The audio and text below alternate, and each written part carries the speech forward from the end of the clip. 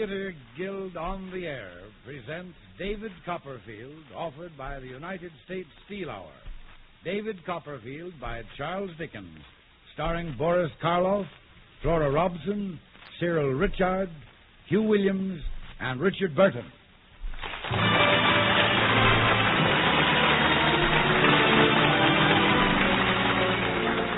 Helping to build a better America through better steels and products of steel is the job of the industrial family that serves the nation, United States Steel.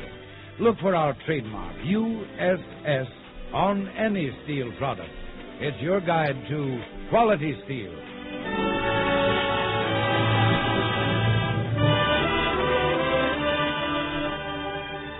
And now, as the lights go down at the Belasco Theater in New York, here speaking for the Theater Guild, one of America's foremost theatrical producers, is Roger Pryor with a word about our play and players. Tonight, for this Christmas Eve, the Theater Guild on the Air brings you David Copperfield, the best-loved of Charles Dickens' immortal novels, played for you by a brilliant all-star cast from Broadway's leading stage successes.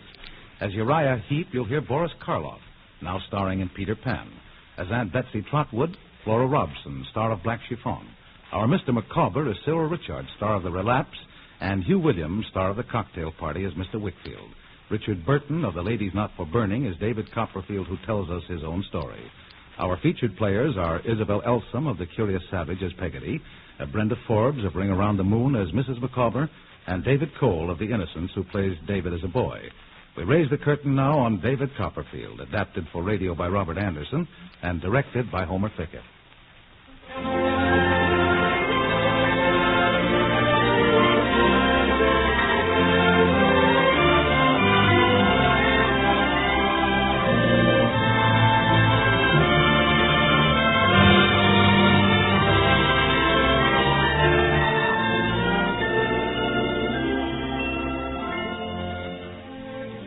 Whether I shall turn out to be the hero of my own life, or whether that station will be held by anybody else, these pages must show. To begin my life with the beginning of my life, I record that I was born, as I've been informed and believed, on a Friday at 12 o'clock at night. It was remarked that the clock began to strike and I to cry simultaneously. To the enormous disappointment of my great aunt, Betsy Trotwood, I was born a boy, and therefore was named not Betsy Trotwood Copperfield, but in memory of my recently deceased father, David Copperfield. My first years were happy ones, presided over by my child of a mother with her pretty hair and youthful shape, and by Peggotty, our maid, who had no shape at all, and whose buttons popped off her dress at the slightest exertion. Come along, Davy, and dance with Davy, with Peggotty and me. Peggotty will lose her buttons, Mother. Lord, young Davy's right. Well, then she'll just have to pop them. Here we go, round and round and round.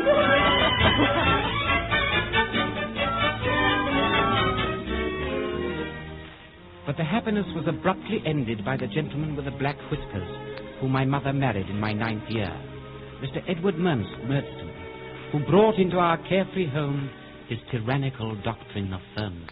Now, Clara, be firm with the boy. Either he knows his lessons or he does not know them. I'm afraid he does not know them, do you, Davy? I can do them when it's just you here, Mother, but not when... And what do you mean by that, I'd like to know? Edward, you must give him time to get accustomed to you and your manner. Very well. Master David, I'll give you a sum to do. Please say it slowly, sir. Why, of course.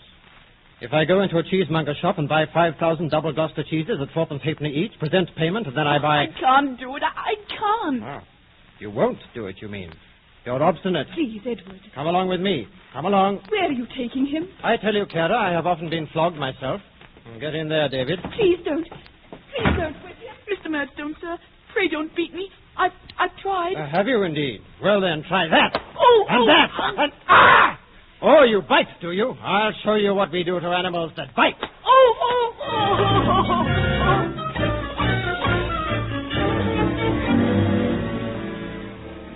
For having bitten Mr. Murdstone's hand, I was sent away, over my mother's protests, sent away to school, where my chief humiliation was that upon arrival, the headmaster, Mr. Creakle, who never spoke above a whisper, said to me, "Turn around, young man. What are you doing, Mr. Creakle? I'm pinning a sign on your back by order of Mr. Murdstone. Pray, sir, what kind of sign? A sign to warn the other boys what kind of a wretch you are. What does the sign say, if you please, sir? It says, beware this boy. He bites.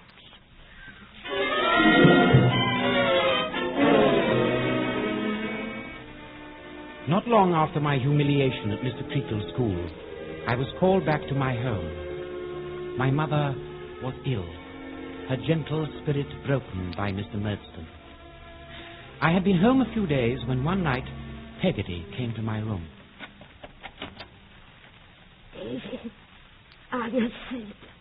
What's the matter, Peggotty? Oh, my poor precious David. Is it Mamma, Peggotty? Does she want me? She wanted you, and he wouldn't let you come to her. I'll go to her now. No, David, no. Come here. Peggotty, Mamma isn't worse, is she? Yes. My precious little David. Much worse? Yes. Peggotty, Mamma's dead? Mamma's dead?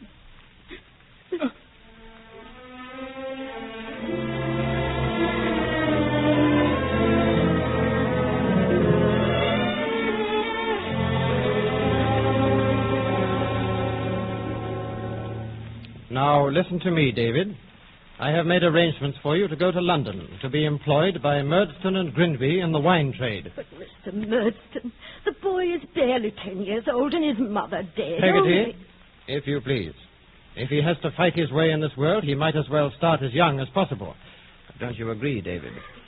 Yes, sir. Very well. You must live entirely on what you earn. And now you will leave tomorrow morning. The cartman, Barkis, will fetch you and take you to London, where you will lodge with Mr. and Mrs. Wilkins Micawber.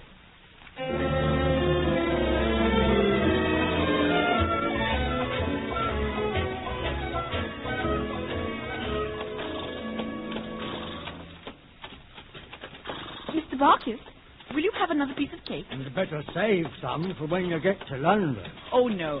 They're for the trip. Did she make 'em now, the cakes? Peggotty, do you mean, sir? Ah, her that's seen you all. Oh, yes. She makes all our pastry and does all our cooking. Does she, though? No sweethearts, I believe. No person walks with her. Oh, no. She's never had a sweetheart. Didn't she, though? So she makes all the apple pasties and does all the cooking, does she? Yes. Well, I'll tell you what. Perhaps you might be writing to her? Oh, yes, I will be. If you was writing to her, perhaps you'd recollect to say Barkis is willing, would you? Is that all the message? Yes, that's all. Just Barkis is willing.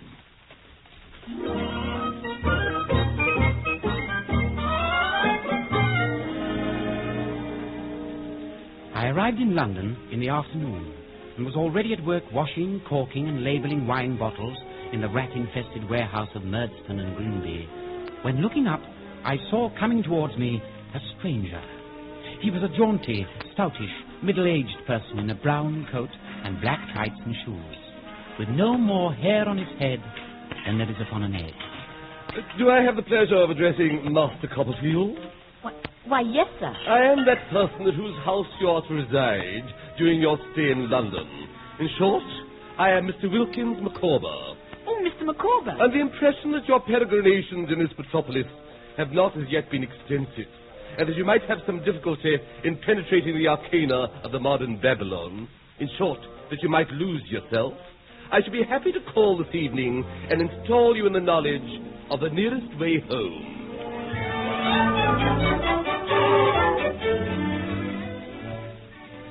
As we reached home that evening, it soon was clear to me that Mr. Micawber owed money to almost every tradesman in London. Put up, Micawber! Gentlemen! Blood cannot be obtained from a stone. Neither can anything on account be obtained at the present from Wilkins Micawber. In short, you are wasting your time. In short, good day. Get inside, Master Copperfield. Micawber, I was worried for you. Ah, my darling Emma. Mr. Micawber, no matter what may come, I will never desert you. Oh, I'm deeply touched, my dear. Master Copperfield, may I present the partner of me joys and sorrows, the bosom of me affections, in short, Mrs. Micawber.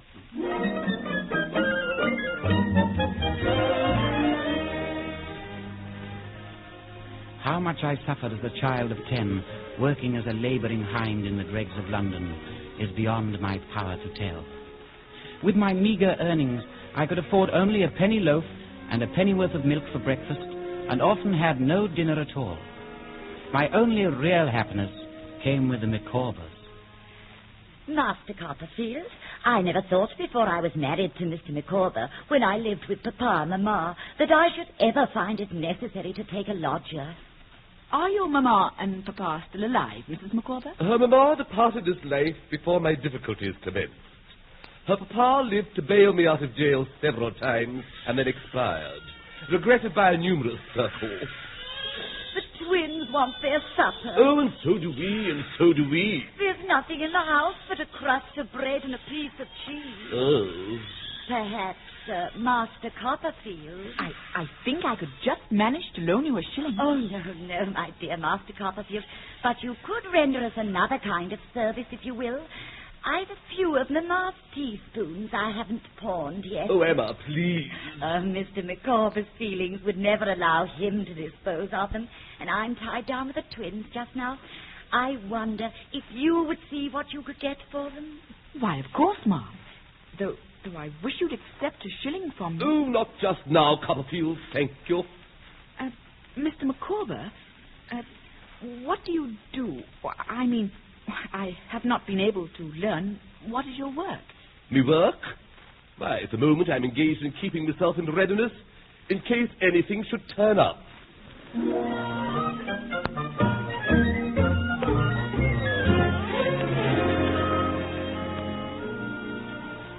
But in the months that followed, nothing did turn up for Micawber, except eventually the constable who took him off to debtor's prison. One night, I went to the prison to talk with Mr. Micawber. I found Mrs. Micawber and the twins visiting him. You have come just in time for good news, Master Copperfield. What is that, Mrs. Micawber? Micawber's to be set free in 6 weeks. And then I have no doubt I shall begin to be beforehand with the world and live in a perfectly new manner, if in short anything turns up. What will you do when you are free of prison? Well, I'm journeying into the country where dear Emma's family have some influence. And do you go with him too, Mrs. Micawber? I never will desert Mr. Micawber. He has his faults. I do not deny that he is improvident. I do not deny that he has kept me in the darkest to his resources and his liabilities. But I never will desert Mr. Micawber. There, Emma, me angel. What's the matter? I never will desert you, Micawber. Oh, my life, I'm perfectly aware of it now. There. Mr. Micawber? Yes, Copperfield? Since you are going away, I have thought that perhaps I would go away too, to my great-aunt's cottage in Dover. Oh, what is this great-aunt's name? Miss Betsy Trotwood. She's not in my circle of acquaintances. Well then, Copperfield, I've nothing to bestow upon you at parting but advice. And that advice is never to do tomorrow what you can do today. Procrastination is a thief of time. Collar him. I shall try my best, sir. My other advice. Annual income, £20. Annual expenditure, £19, 19 shillings. Result, happiness. Annual income, £20. Annual expenditure, £20 plus sixpence. Result, misery. The blossom is blighted. The leaf is withered. The god of day goes down upon the dreary scene. And in short, you're flawed forever, as I am. And so, Copperfield, farewell.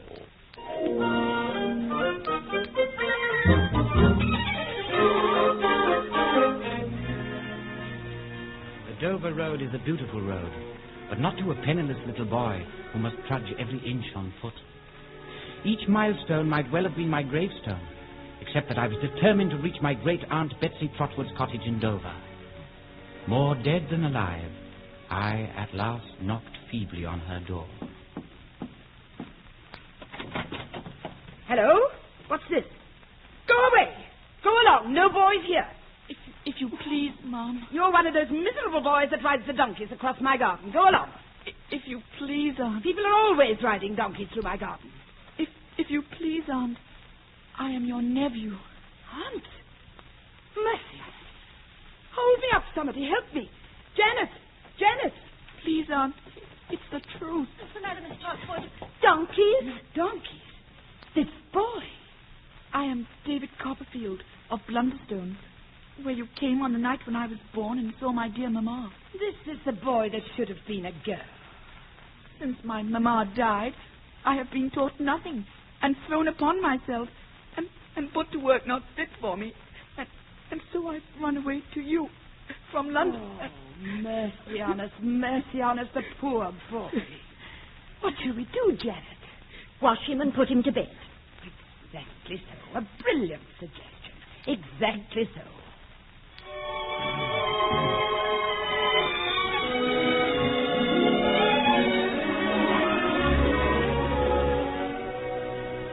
My aunt wrote to Mr. Murdstone to pay a call so that they might decide what was to become of me. I am here, Miss Trotwood, to take David back, to dispose of him as I think proper. To dispose of him? What a way to talk of a child. I am here to take him away. If he is not ready to go, my doors are shut against him henceforth. Are they now? Yes. Then mine shall be open to him. And what do you intend to do with the wretch? I shall send him to school in Canterbury, where he can live with my good friend and lawyer, Mr. Whitfield, finest man I know. Miss Trotwood, I tell you... You may go when you like, Mr. Murdstone. And in leaving, mind you don't ride your donkey through my garden.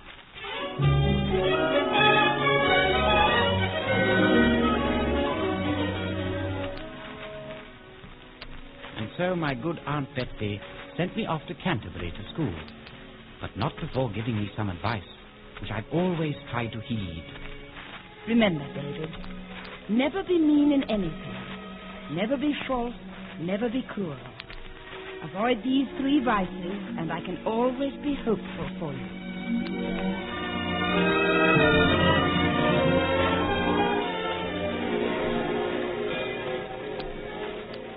The great bells of the cathedral at Canterbury were ringing as I arrived at the home of Mr. Whitfield, with whom I was to stay. He came towards me, a fine, generous, hearty man. Master Copperfield, I am delighted to welcome you to my home. How do you do, Mr. Whitfield? My Aunt Betsy sends her regards. Thank you, David. And now I should like to present to you my little housekeeper and beloved daughter, Agnes. How do you do, David? How do you do, Agnes? Agnes has presided over my household since her dear mother died. Papa. Agnes knows it saddens me to talk of my departed wife. And here comes the 3rd member of our household, my trusted law clerk, Uriah Heep. Oh, Mr. Whitfield, sir. I'm far too humble to be included as one of your household. Far too humble. Oh, Uriah, that's rubbish. Shake hands with Master Copperfield. Oh, indeed, if he'll be so kind as to give me his hand. There. You see how he withdraws his hand? It's unpleasant for him to shake hands with such an humble person. Oh no, sir. It's not that. It's just... Papa, shall I show David his room? Yes, my dear. And Uriah, take Master Copperfield's things for him. They're too heavy for him to handle alone. Oh, yes, sir, Mr. Whitfield, sir. It'll be my pleasure. Mr. Whitfield? Yes, David? Uriah's hand. It's cold and bony, like a skeleton.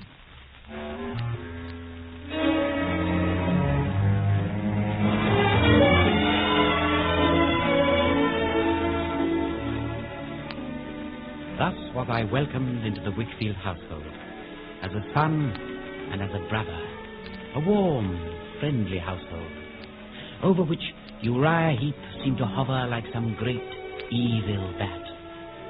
Innocent as I was, even at the age of 11, I think I sensed his hypocrisy.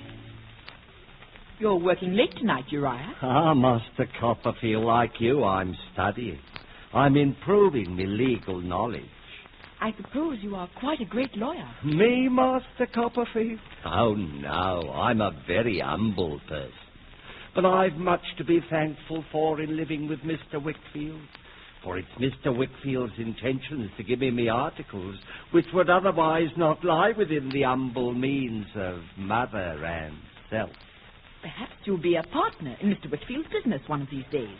And it'll be Whitfield and Heath. Oh, no, Master Copperfield. I'm much too humble for that.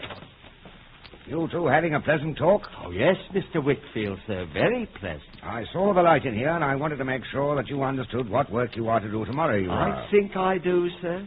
You have the routine accounts to draw up, but the most important thing is to make a report to Miss Trotwood of how we are handling her investment. Oh, yes, sir. That's what I understood. Good night, then. Good night, David. Good night, sir. Oh, a most excellent man. Do you find studying the law easy, Uriah? It's hard for me sometimes, but I don't know what it might be to a gifted person. There are Latin terms that are trying to a reader of my humble attainments. Well, I could teach you Latin as I learn it. Oh, thank you, Master Copperfield. I'm sure it's very kind of you to offer, but I'm much too humble to accept it. Oh, that's nonsense, Uriah. Oh, no, sir. There are people enough to tread upon me in my lowly state without me doing outrage to their feelings by possessing learning. Learning ain't for me. A person like myself had better not aspire. If he's to get on in life, Master Copperfield, he must get on humbly.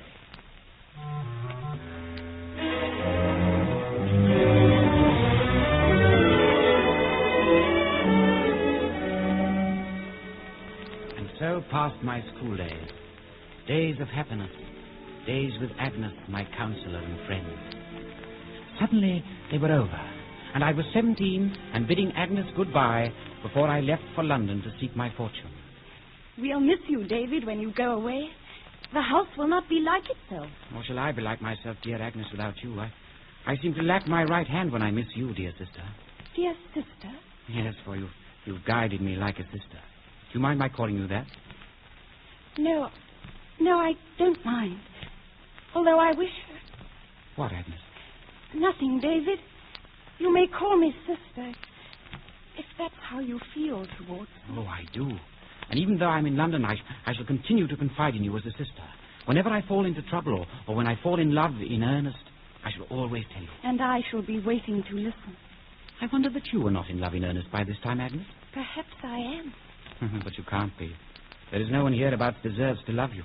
I did not say that he loved me. You were teasing me with riddles, Agnes. Just mind you don't marry someone without my consent. I promise you, I shall marry no one unless it is someone you approve of. Goodbye, Agnes. Will I see you in London? Yes, David, from time to time. So that you may tell me when you fall in love. In earnest.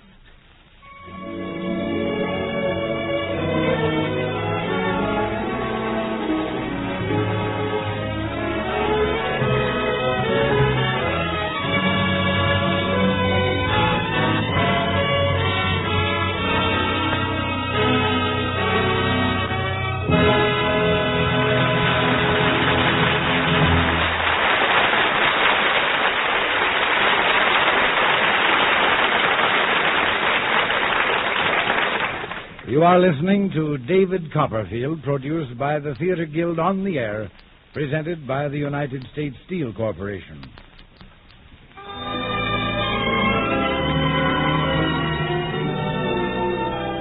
We pause now for station identification.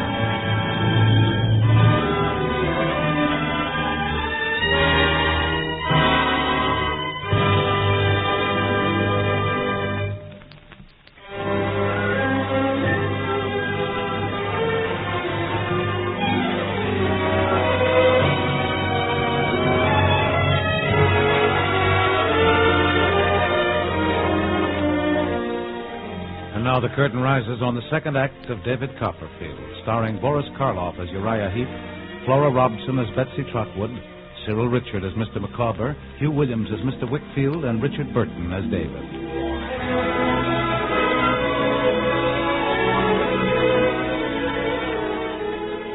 I had been in London barely a month when I had need of Agnes, for I'd fallen in love in earnest.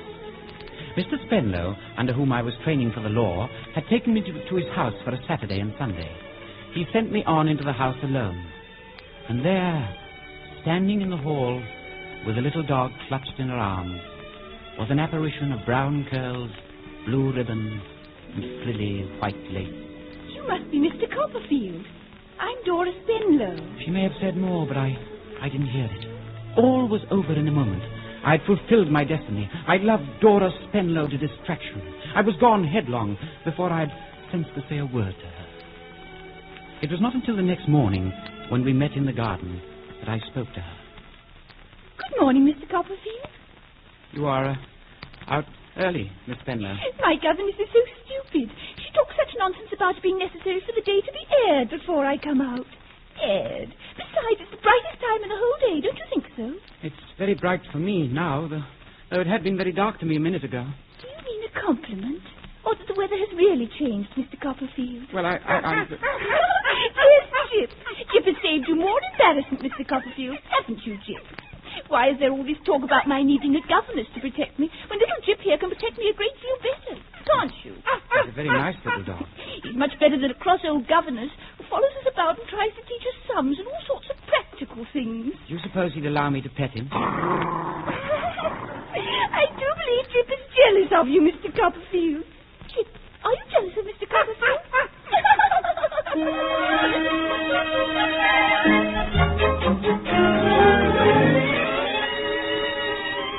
When I wrote to Agnes, telling her of my happiness with Dora, she answered with sweet encouragement. But always there was a note of mystery and sadness when she wrote about her own life. The reason for this I learned one evening when Uriah Heep came from Canterbury and called on me in my rooms. Master Copperfield, I mean Mr. Copperfield. You've heard something, I dare say, of a change in my expectations? No, I have not. Oh, then I shall have the pleasure myself. Actually, it was you who prophesied it. Prophesied what? Don't you remember saying to me once that perhaps it might one day be Wickfield and Heap? What do you mean? And I recollect saying that I was much too humble and that... Uriah, tell me, what do you mean? Why, I mean that now it is Wickfield and Heap. No. Oh, what a worthy man is Mr. Wickfield, but how imprudent. Imprudent? Oh, Master Copperfield, it's not for an humble person like myself to talk of such a worthy as Mr. Wickfield.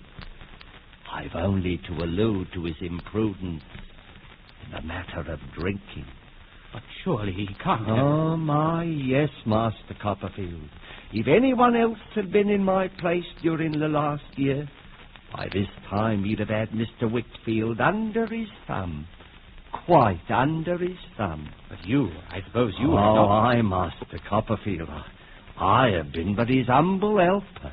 I must see Agnes about this and at once. Oh, I wish you would. She's here in London. She's lovely, isn't she, Master Copperfield? She is superior in all respects to anyone around her. Oh, thank you. Thank you very much for There is that. no reason why you should thank me. Oh, Master Copperfield, humble as I am, humble as my mother is, the image of Miss Agnes has been in my breast for years. You'd best not talk like this, Uriah. Oh, with what a pure affection do I love the ground my Agnes walks on. Have you mentioned this to her? Oh, no, Master Copperfield. My Agnes is very young, and I still have to work my way upward. I'm only just emerging from my lowly station. No matter what your station, she would never consent Master Copperfield, I rest a good deal of hope on her observing how useful I am to her father. She's so much attached to her father that I think she may come on his account to be friendly to me. So that's your scheme. And I'm telling it you, Master Copperfield, so that you will not unconsciously go against me. I know that you wouldn't wish to make unpleasantness in the family. Would you, Master Copperfield?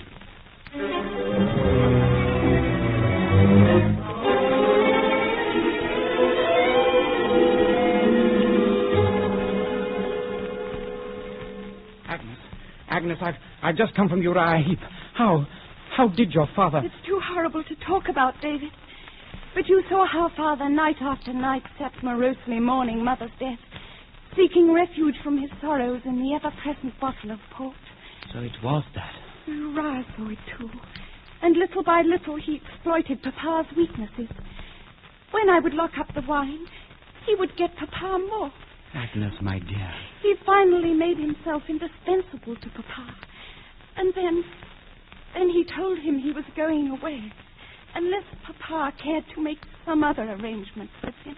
That other arrangement being the partnership. Oh, it's incredible. Yes, and horrible. For since that time, Papa is actually afraid of him. Your father, afraid of Uriah Heep? Yes. Oh, there's something between them. Some mystery I do not understand, and probably never shall. Oh, Agnes, let me help you. David, please. The only way you can help us is to be kind to Uriah. Kind to him? But you know what he plans, what he... It makes no difference. We have no other choice.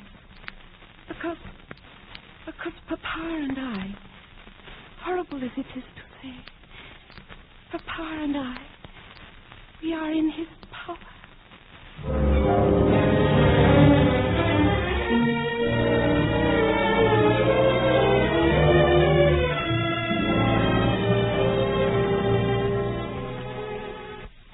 For the next month, I lived on Dora and coffee. When I wasn't calling on Dora, I was working hard that I might be worthy of Dora. As for Agnes, I didn't tell her of Uriah Heep's plans for her, because I knew it would distress her. And since Uriah had yet to work his way up a little more, I thought I had time. Meanwhile, I had a letter from that master of all letter writers, Micawber. You find me, my dear Copperfield, engaged in the sale of corn upon commission. However, it's not an avocation of remunerative description. In other words, it does not pay. I am, however, delighted to add that I now have an immediate prospect of something turning up.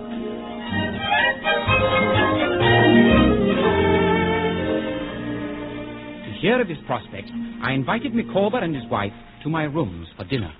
As we are quite confidential here, Mr. Copperfield, I should like to have your opinion as to what branch of endeavour a man of Mr. Micawber's talents is likely to succeed in. You embarrass me, my dear Emma. If my opinion can be of help, I shall be glad to give it. I may have a conviction, Mr. Copperfield, that Mr. Micawber's manner qualifies him for the banking business. Mr. Micawber feels that if he had a deposit at a banking house, my manner, as representing that banking house, would inspire confidence in her. But if the various banking houses refuse to avail themselves of Mr. Micawber's abilities, what is the use of dwelling on that idea? In short, Copperfield, my wife is convinced, and she has convinced me, that things cannot be expected to turn up of themselves.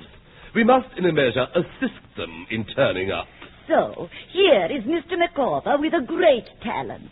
I should say genius, but that may be the partiality of a wife. Emma, my dear. It's true. What Mrs. Micawber is trying to say is that here I am with my capacities and without suitable employment. Now, where does the responsibility rest?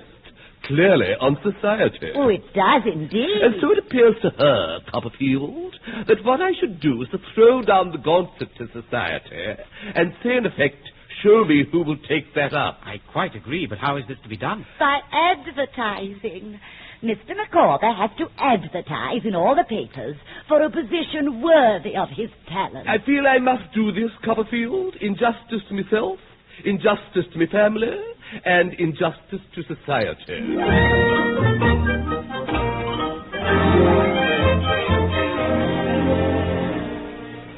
Shortly after I loaned Mr. Micawber the money to pay for his advertisement, I had cause to regret my extravagance. For my aunt, Betsy Trotwood, upon whose generous bounty I had been living, came to London with sad news. These are comfortable rooms you have here, David. They're as reasonable as I could find out. That's just as well, because from now on I shall be living here with you. As a chaperone, aunt? What makes you say that? You were cross that Dora and I are engaged. Oh, of course I'm not cross.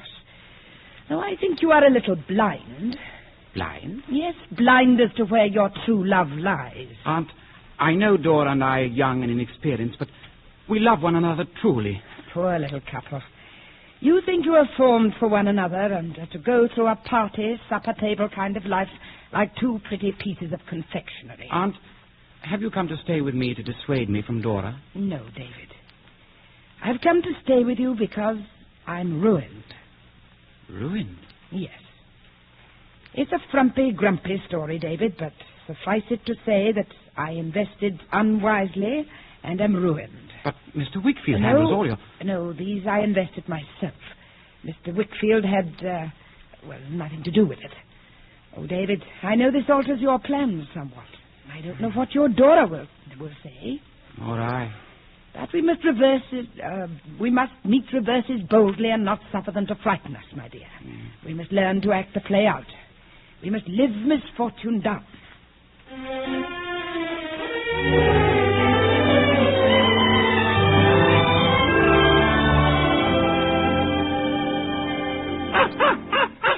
Down, Chip, down.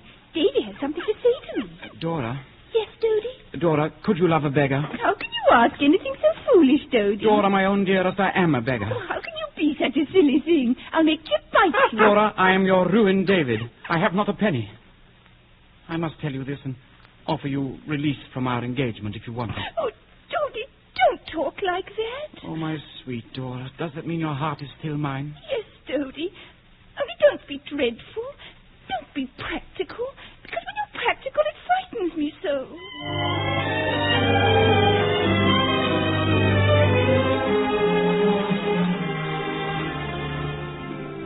Some time thereafter, I received a letter from Canterbury. I was surprised to see that the address was not in Agnes's handwriting. I opened the letter and was amazed to read... My dear Copperfield, you may possibly not be unprepared to receive the information that as a result to be flinging down the gauntlet to society, in short, as a result of me advertising, something has turned up. In fact, my dear Copperfield, I stand pledged and contracted to your old friend Uriah Heep to assist him in the capacity of, well, to be his confidential clerk. Mrs. Micawber is convinced that giving me mind to a profession so adapted to me fertile resources and me flow of language, I must distinguish myself and may find myself ere long a judge or a chancellor. Looking forward to our early reunion, I am ever yours, Wilkins Micawber.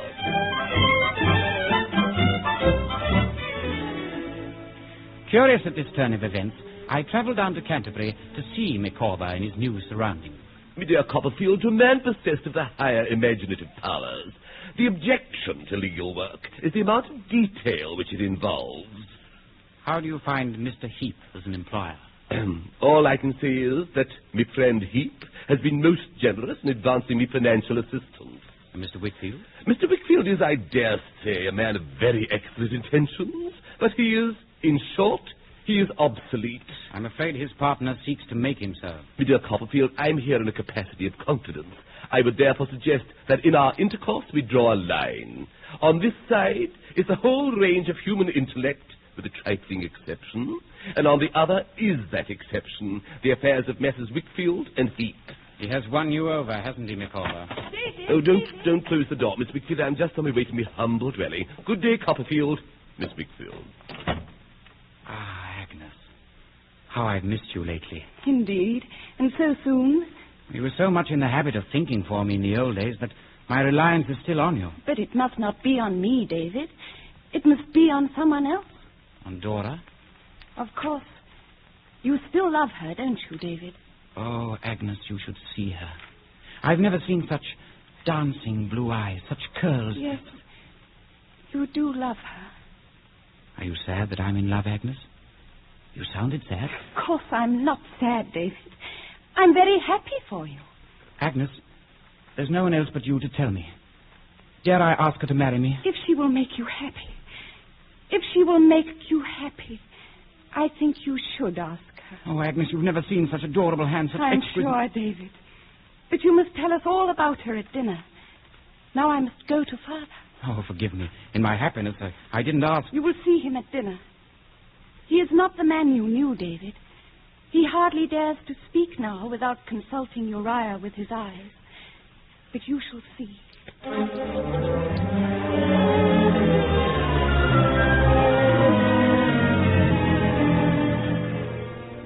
After dinner that evening, Mr. Wickfield, Uriah, and I were left at the table alone. Mr. Wickfield, old friend and partner, let me fill your glass for another toast. I think we've drunk enough toast, Uriah. David, if Uriah wants us to drink another toast, perhaps we'd better. But Mr. Wickfield... We mustn't offend him, David. There now, fellow partner, Master Copperfield, I am about to drink to the divinest of her sex. Uriah, mind what you say. I know I am but an humble individual to give you her health, but I admire her. I adore her. Uriah? Now, Davy. Uriah has a right to toast his sweetheart if he will. Who is she, Uriah? To whom do we drink? To Agnes Wickfield. No! Mr. Wickfield! To be her father is a proud distinction, but to be her husband... Stop! I will not stay here and listen to such blasphemy. If I say I've an ambition to make your Agnes my Agnes, I have as good a right to it as any man. You detestable serpent. Look at him, David. Look at my torturer. Under his influence, I have step by step abandoned name and reputation, peace and quiet, house and home. And now... Mr. Wickfield, I have kept your name and reputation and your peace and quiet and your house and home. Oh, David. What have I come down to since I first saw you in this house? Weak indulgence has ruined me. Indulgence in remembrance of my wife. And indulgence in forgetfulness offered by this. I have taken my last glass. I swear I have taken my last glass. Oh, come now, Mr. Wickfield. David, I'll tell you all about this fellow here. Stop him, Copperfield, or he'll say things he'll be sorry to have said, and you'll be sorry to have heard. I'll say anything. Why should I not be in all the world's power if I am in yours? Because you have a daughter. Scoundrel! Now, let sleeping dogs lie. Who wants to rouse them? Can't you see? I'm as humble as can be. Humble? You humble? You hypocrite! Mr. Wickfield! Well, Master Copperfield, I suppose you have sometimes plucked a pear before it was ripe. Good night, Heap. I did that tonight. But it'll ripen yet. It only wants attending to. I can wait.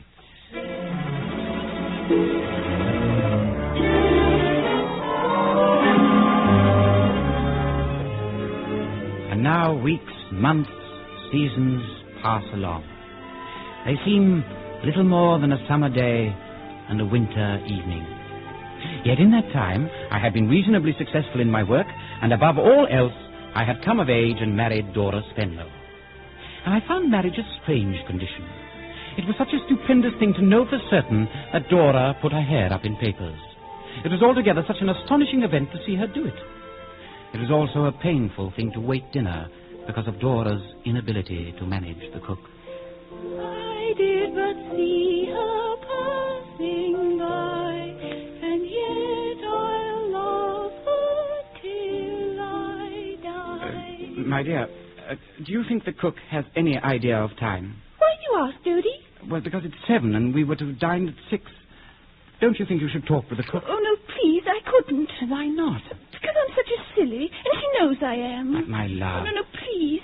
Don't be a naughty Bluebeard. Don't be serious. My sweet, I'm only trying to reason with you. I didn't marry to be reasoned with. If you meant to reason with such a poor little girl as I am, you oughtn't have told me so, you cruel boy. Dora, my darling. No, I'm not your darling.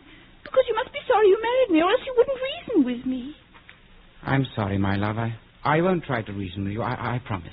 That's right, Dodie. Because reasoning makes me uncomfortable. And it's much better for me to be stupid than uncomfortable.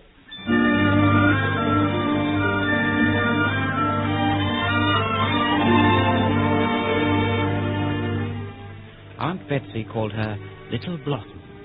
And it seemed a gay name at first for my child wife, not meant for the cares and worries of this world.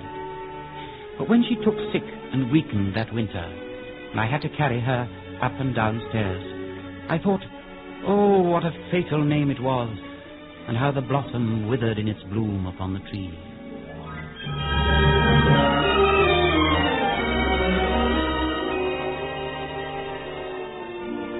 And then, one night near the end, Dora called me to her side. Dodie. Yes, my darling?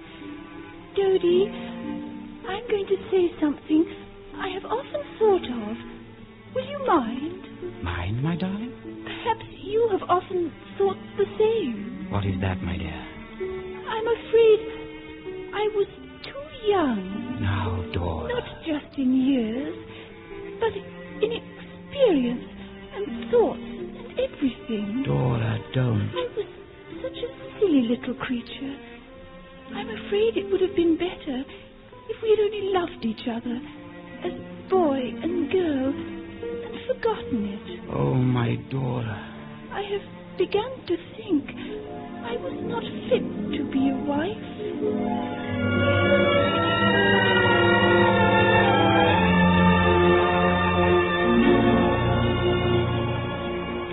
Soon after Dora's death, my mind was taken off my own troubles by a letter from Mr. Wickfield.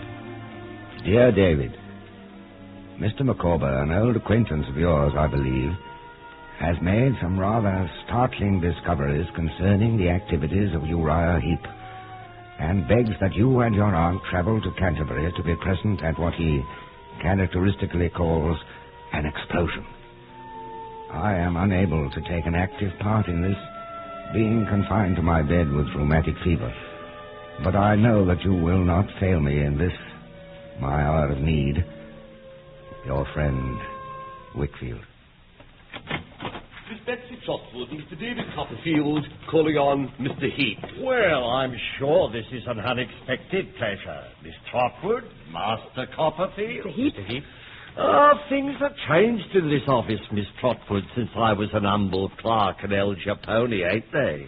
But I'm not changed, Miss Trotwood. To tell you the truth, sir, I think you are pretty constant to the promise of your youth, if that's any satisfaction. Oh, thank you for your good opinion.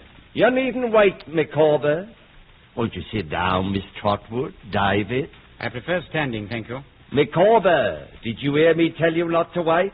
Yes. Then why do you wait? Because I, in short, choose. You're a dissipated fellow, as all the world knows, and I'm afraid you'll oblige me to get rid of you. Come along, and I'll talk to you presently. If there's a scoundrel with whom I've already talked too much, that scoundrel's name is Heep. Why, you insolent... Hold on, Uriah. Sit down, Mr. Heep. Oh, ho! So this is a conspiracy. You've met here by appointment. They met here at the request of your no longer humble servant, Wilkins Micawber. Master Copperfield, you always wear a puppy with a broad stomach, even from your first coming here. And you envy me rise, do you? Your rise. Mr.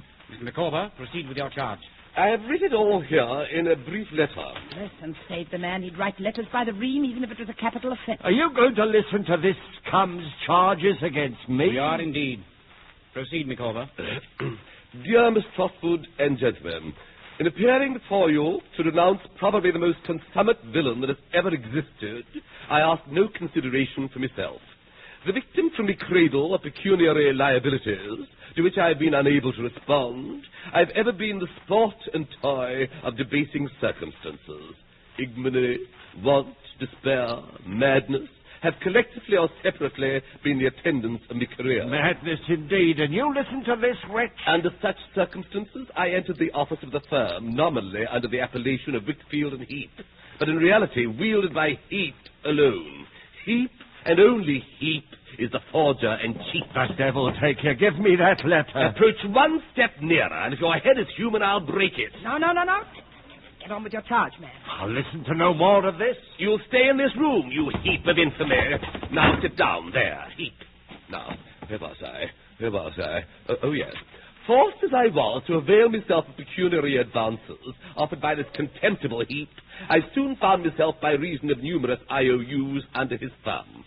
I then found that my services were constantly be called into requisition for the falsification of business and the mystification of Mr. Wickfield. If you don't stop now... Pray, Uriah, don't stop him now that he's getting at last to the point. When Mr. Wickfield's faculties and memory for business became, through causes which it is not necessary or expedient for me to enter, weakened and confused, he obtained his signature to documents of importance, representing them to be other documents of no importance. You shall prove this, Micawber. The proof of this is at hand, as well as the proof that you systematically forged to various entries, books, and documents the signature of Mr. Wickfield. Uriah Heep, you know what I want. These are all lies. Sit down, Heap. I want my property. But Aunt Betsy... As long as I believed it had been made away with by Mr. Wickfield, I wouldn't breathe a syllable of its having been placed here for investment. But now that I know this fellow's answerable for it, I'll have it. David, come and take it away from him. Everything will be taken from him in good time, Aunt. Including his humbleness. Where is your proof? Where is your proof? There are the books and documents. Ah, yes, if you had them, but you haven't. They're here in the safe. There, see where they... Where are they? They've gone. Fancy that. Some miserable thief has stolen the book. They've come into Copperfield's possession. He has a power of attorney for Mr. Wickfield. So you have them, do you? Well, what's to be done? I will tell you what's to be done. You, as Copperfield, no tongue? You must make restoration of all you have stolen to the last farthing. I won't do it. I won't do it. I may be humbled, but I will not be put upon. Micawber, you will go around to the Guildhall and bring a couple of officers. Stop! Copperfield, I've always hated you. You've always been an upstart, and you've always been against me. Micawber? All right, all right. I'll do what you want. It is you, Uriah, who have been in your greed and cunning against the world. There never were greed and cunning in the world yet that did not do too much and overreach themselves. It is as certain as death. Now then, Copperfield, I've not quite finished my letter. May I proceed? Please do. I have now concluded. It merely remains for me, with me ill-starred family, to disappear from the landscape on which we appear to be an encumbrance. Let it be in justice merely said of me, as of a gallant and eminent naval hero with whom I have no pretensions to cope, that what I have done I did in spite of mercenary and selfish objects, for England, home, and beauty. Yours, etc., etc., etc., Wilkins Micawber.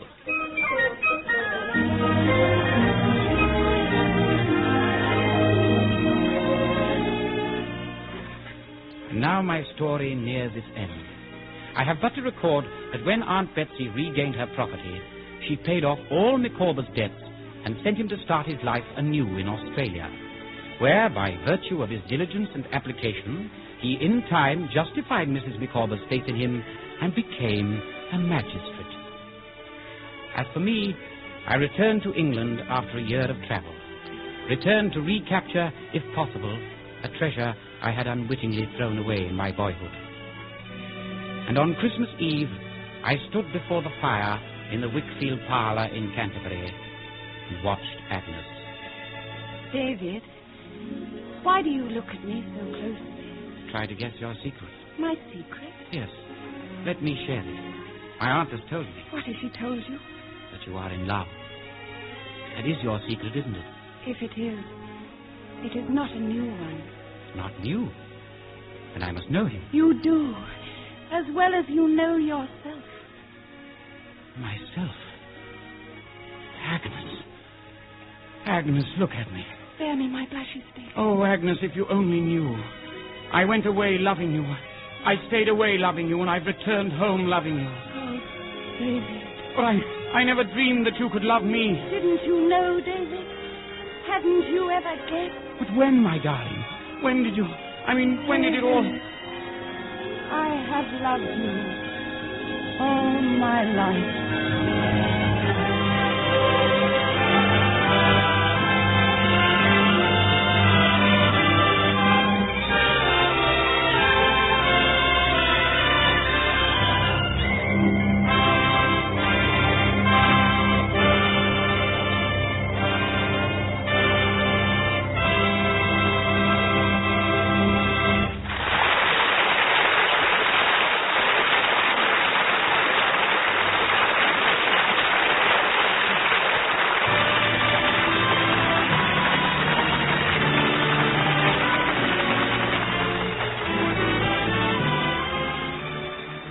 The curtain has fallen on the Theatre Guild on the Air production of David Copperfield, sponsored by the United States Steel Corporation.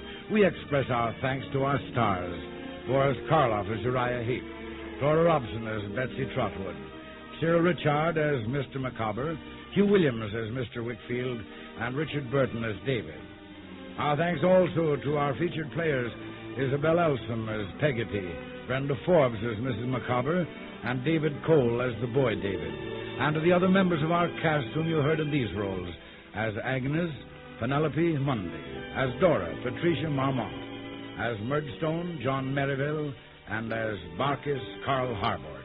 And here is Roger Pryor with a word about next week's play. Next week, New Year's Eve, with Van Heflin as our star, the Theatre Guild on the Air brings you State Fair, that heartwarming, robust, and truly American story that you remember as a successful novel and motion picture.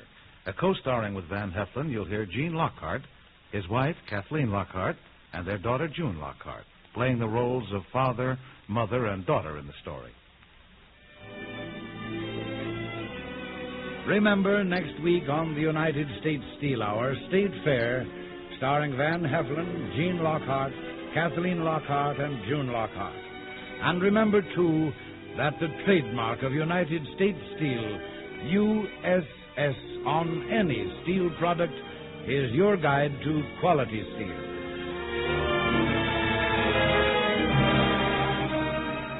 The Theatre Guild on the Air is under the supervision of Lawrence Langner and Teresa Helburn, with Armina Marshall executive producer. S. Mark Smith is editor. Music was composed and conducted by Hara Levy. Your announcer is Norman Brokenshire. The United States Steel Corporation hopes that you'll be with us next Sunday at the same time.